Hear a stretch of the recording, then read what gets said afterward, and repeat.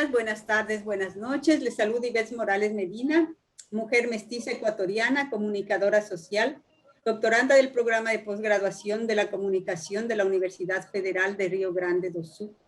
Bienvenidos, bienvenidas, bienvenides a este espacio de conversa y reflexión crítica, palabra y calle, palabra y rúa, una propuesta para convocarnos, juntarnos, para problematizar la comunicación, la investigación y el ejercicio de la comunicación que se ejerce y se discute en las calles, en el campo, en las ciudades, en los barrios, en los bosques, pantanales, montañas, páramos, playas, manglares, esos lugares otros donde las poblaciones se encuentran en procesos históricos de resistencia por la defensa de la vida en todas sus dimensiones.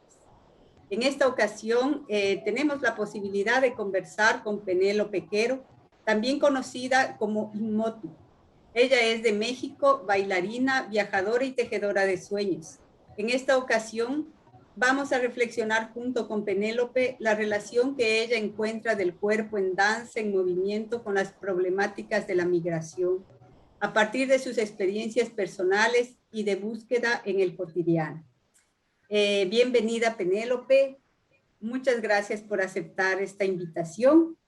Y yo quería darte la bienvenida y preguntarte quién es Penélope Quero, más conocida como Inmotu.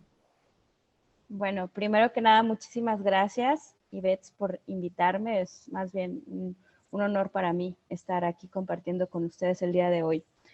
Penélope Quero, bueno, pues básicamente creo que soy un mapa geográfico de mis propias migraciones y de las migraciones de mis ancestros, que es lo que me ha ido como moldeando. Me reconozco como un ser en movimiento, por eso es Inmotu, porque proviene del latín, en movimiento, y creo que la vida es movimiento. Todo en esta vida, desde que somos concebidos, tienes el óvulo y el esperma, y ya desde ahí hay movimiento, ¿no? Todo el tiempo estamos moviéndonos y sabemos, identificamos la vida por el movimiento. Y creo fielmente que el cuerpo es como un ente danzante, constante, y somos como una célula gigante que está expuesta como a todos los factores que nos rodean, y esos son los que nos van moldeando, ¿no? Y van generando estas memorias a nivel celular que provienen de nuestros antepasados, que reaccionan a nuestros presentes y que graban nueva información para nuestro futuro, ¿no? O para lo que nosotros transformamos para otorgar a nuestra sociedad, a nuestros seres queridos, incluso pues simplemente a los espacios que habitamos. Y pues nada, creo que eso es un poco de lo que soy. Me reconozco como una espora. Siempre digo que soy como una espora en el viento, porque las esporas, ya sabes, ¿no? Viajan, llegan, germinan, terminan su trabajo y se van. Y ya es como a lo que sigue, ¿no? En ese movimiento, Penélope, y pensando en el campo de la investigación con el cuerpo, ¿no? ¿Cuáles serían esas disputas de sentido que se establecen en las experiencias migratorias? Bueno, yo creo que para empezar, mi contexto es que nací en un estado que es fronterizo, da frontera a Texas, el estado es Coahuila. Saltillo no está directamente en la frontera, pero por ahí pasa lo que le llaman la bestia, ¿no? El tren donde viajan los migrantes que vienen desde el sur y llegan hasta la frontera norte. Ese tren pasaba por atrás de mi casa. Entonces crecí escuchando el tren, crecí escuchando estas historias de las personas que lejanas, pero cercanas a mí, que decía, bueno, hay gente que va por ahí atrás, que va en los trenes, y que se va a otros países, ¿no?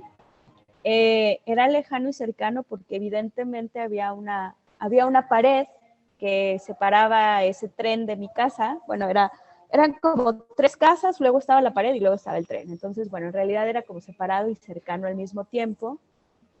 Y pasaba también por la casa de mi abuela, porque bueno, es toda esa línea y todavía sigue siendo este espacio. Y cerca de ahí se instala después una Casa del Migrante, y después me pongo yo a trabajar directamente con ellos, porque siendo niña también entendí que yo venía de una migración. Los papás de, bueno, los bisabuelos, mis bisabuelos, llegaron por barco a Veracruz y ellos llegaron desde España. Luego en Jalapa nace mi papá, luego migra a Ciudad de México y luego de Ciudad de México migra hacia el norte, que es donde conoce a mi madre y donde yo nazco y crezco en este lugar que está lleno de historias de migración. Al trabajar con ellos, me doy cuenta que tienen unas historias muy impresionantes y que hay factores pequeños que hacen una diferencia súper grande, ¿no? Como por ejemplo el hecho de que necesitan calcetines.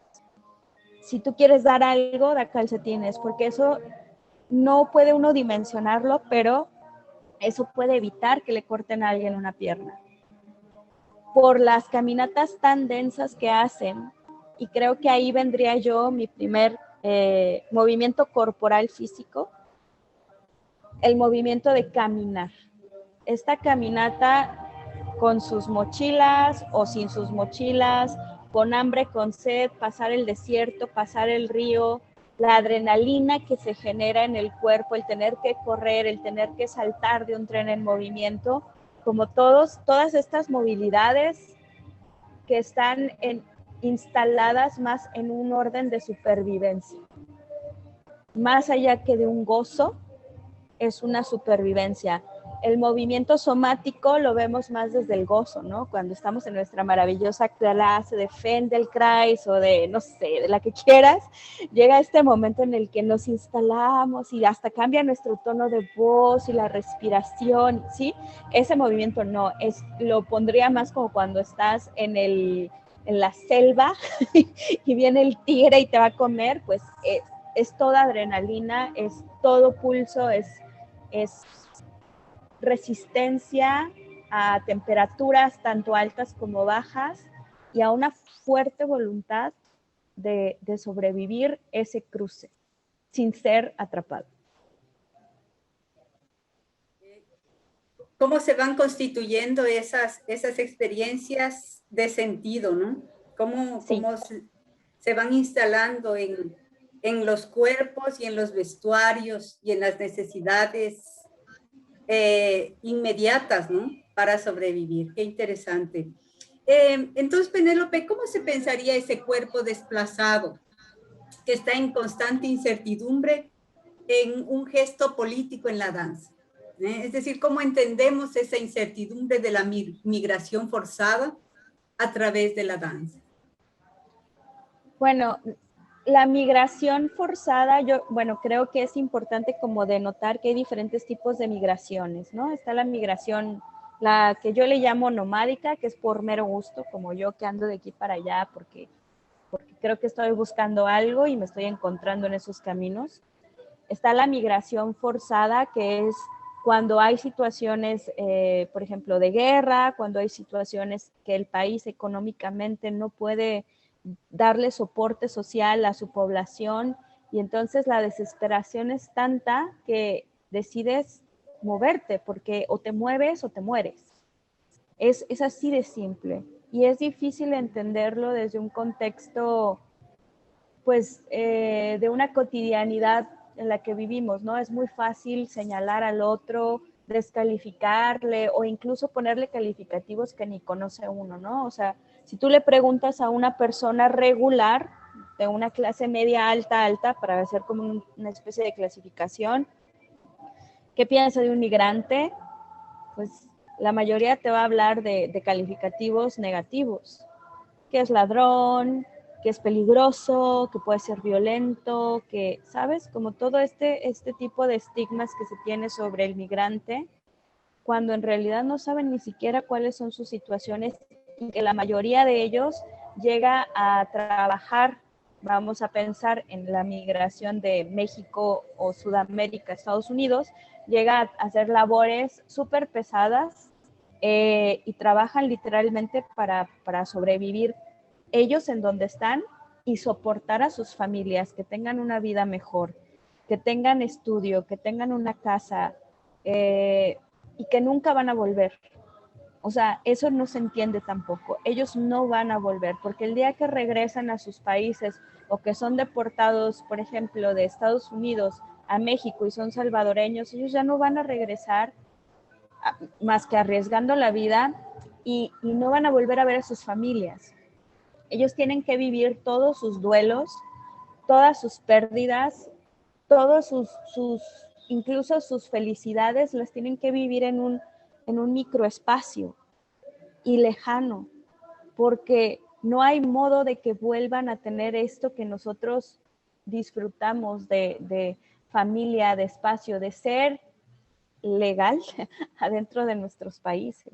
O sea, creo que ahí hay que pensar claramente que el migrante también es un ser que renuncia a todo para el bienestar de otros que él jamás va a volver a ver, ¿sabes? No va a haber esa casa que se construyó, no va a haber ese familiar que falleció. Hay quienes tienen 15 años fuera de sus países y no van a volver. Y eso es una realidad muy cruda y muy triste, porque además de todo, en el lugar en donde están tampoco van a ser reconocidos. Entonces es como estar en una especie de limbo. Hay una canción de los Tigres del Norte. Bueno, los Tigres del Norte es un grupo de música norteña, mexicana, que tienen un vínculo muy fuerte con la población migrante, y esta canción se llama La Jaula de Oro. Y La Jaula de Oro pues habla sobre eso, ¿no? Es como si estoy ganando en dólares, pero vivo en una jaula, no tengo forma de realmente desplazarme. Y no es solo para los migrantes latinoamericanos, esto también ocurre con migrantes que vienen de otros países del mundo, pero que igualmente no pueden regresar a sus países porque en cuanto se van, ya no pueden regresar, o por ejemplo, no pueden ni siquiera una multa de coche, no, o sea, tienen que vivir en una especie de perfil bajo tan duro que todo les puede causar un estrés emocional de decir, no me puedo equivocar en nada, porque eso significaría que me deportan, eso significa que toda mi familia también va a sufrir los estragos de que yo no pueda seguir ganando $1,000 a la semana. Se vuelve el dispositivo migratorio, se vuelve una estrategia de control, ¿no? Y de autocontrol. El hecho de convertirte en un migrante, sea regular y mucho más irregular, dentro de ese proceso de el disciplinamiento hacia el control más perfecto casi, ¿no? Para sí. poder sobrevivir, ¿no? Sí. Para poder sobrevivir. No, y a mí se me hace súper absurdo, yo como pensándolo, planteándome como migrante en otros países. Por ejemplo, estuve en España, intenté trabajar allá y no lo logré para nada. Entendí que es ser mano negra, entendí que no podía ni siquiera aspirar a ser mano negra porque definitivamente no me contrataron en ningún lugar. Pero, ¿cómo no podemos? O sea, es legal gastar tu dinero en cualquier país, pero no es legal generar dinero en cualquier país. A mí me pareció una paradoja absurda completamente. Yo dije, pero ¿cómo? O sea, sí te puedes venir y gastar todo tu dinero en un lugar, pero no puedes tú generar un poco de dinero para gastar en ese mismo lugar. O sea, es absurdo. El sentido de la circulación de objetos tiene ciertos límites, es más abierto, más libre, ¿no? Pero el ser humano está él cada vez más restricto, ¿no? A muchos intereses.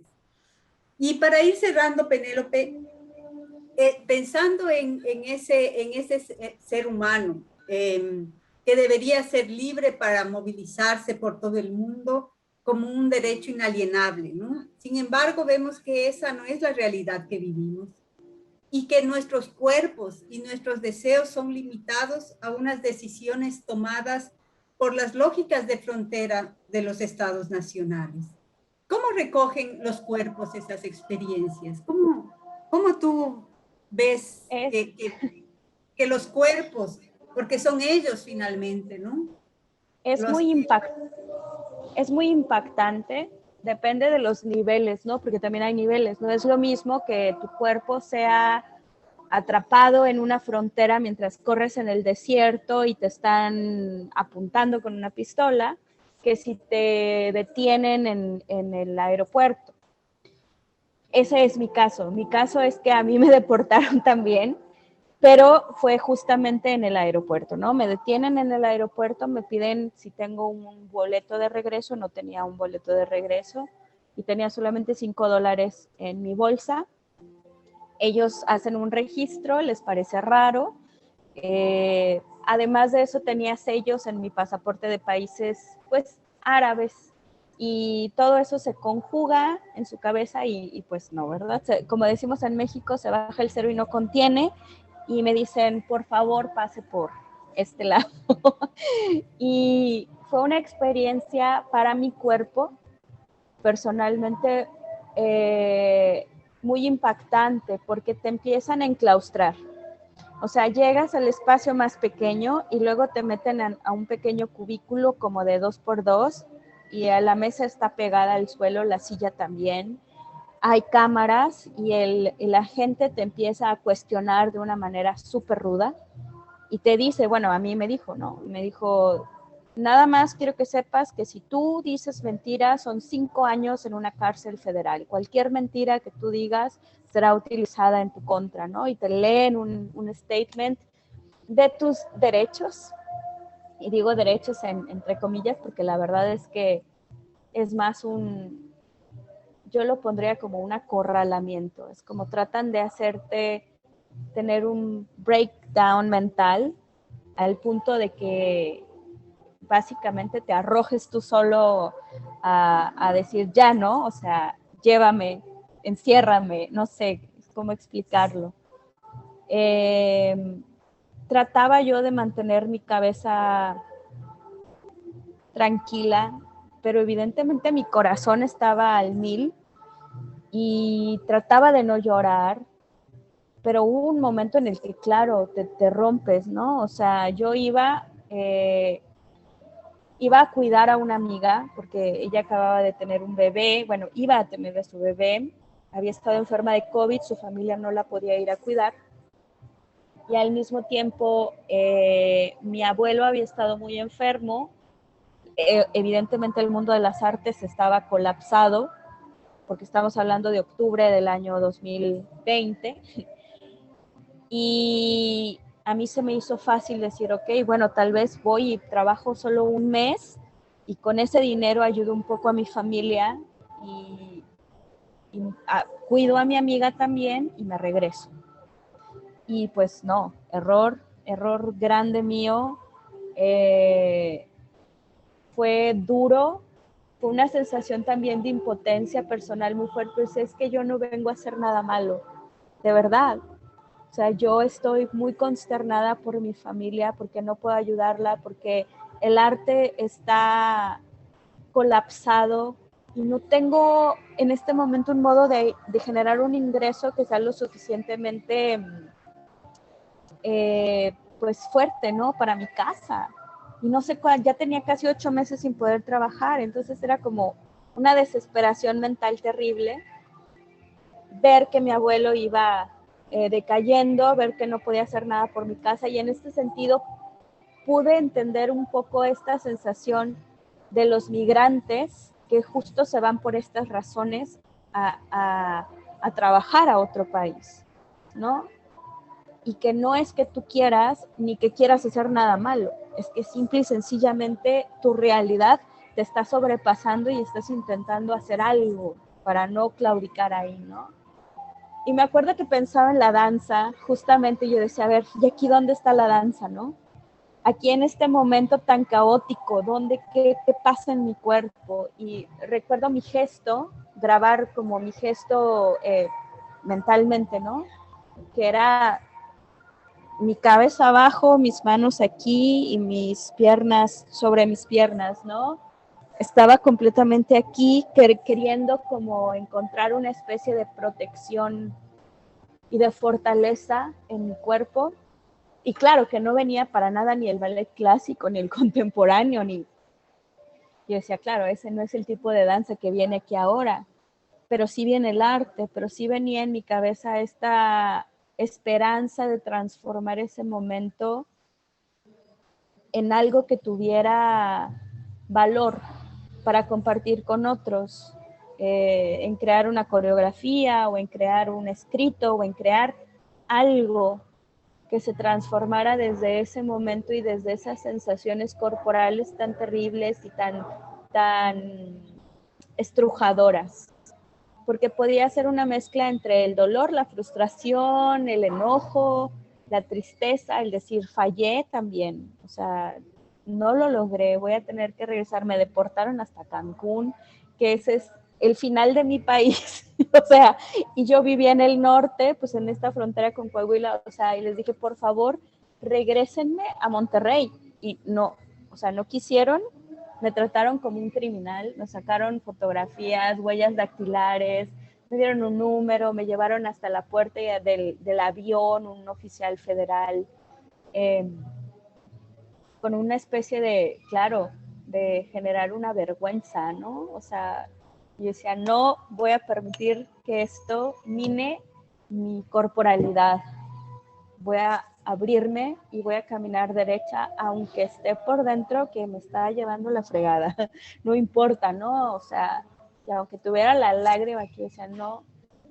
De hecho, le pedí al oficial en un acto de, recordaba a un amigo artista que le estimo mucho, Lucas Avendaño, lo traía yo mucho a mi mente ahí en ese momento y era para mí una fortaleza acordarme de él y de sus luchas y de sus performances y de todo lo que había escuchado en él.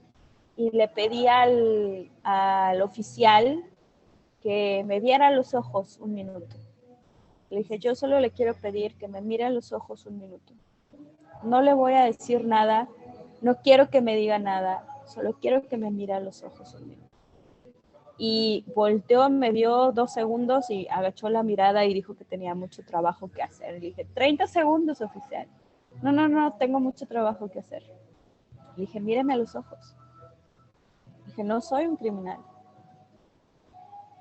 Y lo que yo quería era como generar ese impacto de no soy un número, pero no, ninguno de los que pasa por aquí, ninguno de los que agarras en la frontera, ninguno de los que incluso los agentes mexicanos adentro de México que vienen de otros países toman, porque hay que ser realistas, no es algo Estados Unidos y que México no haga o que otras fronteras no hagan, o sea, no, es una burocracia, es una política, es un sistema que así está instalado en todos los países y que está deshumanizado el agente que está tomándote, porque evidentemente tiene que haber una deshumanización. Entonces yo lo que quería era volver a recordarle que somos humanos. Veme a los ojos, porque veme, mírame, ¿de verdad crees que qué voy a hacer? Que voy a venir a, no sé, a robar, a violentar, no sé. Yo solo quería que él tuviera un poco de conciencia y que no se olvidara que cada persona que pasa por ahí es un ser humano. Entonces, para mí es absurdo las fronteras, creo que deberíamos de ser seres migratorios, justamente también para hacerlo más sustentable el mundo y para recordarnos que nada es permanente, nada es para siempre, siempre estamos en constante cambio y que a veces también nos viene bien esos revolcones de la vida y esos cambios y esos saber que cada día es un regalo, cada espacio, cada tiempo, y cómo nos habitamos. Eso también, el ser sedentario, nos hace olvidar habitarnos, nos hace olvidar habitar ciertas cosas, ciertos estados de gratitud. Entonces, el ser migrante creo que también lo encuentro más en un estado de gracia, más constante que los seres sedentarios, porque se nos olvida, a todos se nos olvida, incluso migrando, ¿no? Pero incluso migrando te quejas, pero no sé, creo que hay un sentido más presente y más que te trae aquí, que dices, a ver, no, espérate, sí, hoy tuve que comer, hoy tuve donde dormir, hoy salió el sol, hoy llovió, o incluso cuando sales de situaciones de salud, cuando no estás cerca de tu casa, que encuentras a alguien que te quiere, que te cuida, que te mima, aunque no sea tu familiar de sangre. Esas son cosas que te generan poemarios, yo le llamo poemarios corporales, que son estas sensaciones muy vividas, muy presentes, y que cuando eres un ser que está en danza o en artes escénicas, o incluso si no, te regresa, ¿no? La memoria te regresa y te regresa al cuerpo y te puede regresar a este estado emocional de gratitud. Ah, Penélope, qué hermoso. Pienso también que hay veces que olvidamos hasta el abrazo, ¿no? Ese gesto tan mínimo y tan cercano que es el abrazo y que para los latinoamericanos, los de la Via Yala, es súper fuerte, sí. Penélope. Muchas gracias por este encuentro. Realmente ha sido un gusto, un placer escucharte. Y quisiera, si quieres despedirte para este cierre, quedas a voluntad. Pues nada, yo más que feliz de haber compartido con ustedes este espacio. Mi gratitud totalmente con Ivette por haberme invitado y pues nada, aquí estamos, seres nomádicos, y aquí estoy en México por el momento.